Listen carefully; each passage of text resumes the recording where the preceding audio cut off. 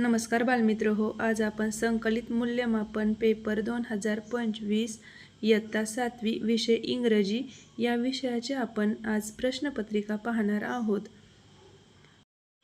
आणि सगळ्यांनी चॅनलला सबस्क्राईब करा, लाईक करा. व्हिडिओ बघितले जातात पण माझ्या चॅनलला कोणीही सबस्क्राईब करत नाही. त्यामुळे सगळ्यांनी चॅनलला सबस्क्राईब करा.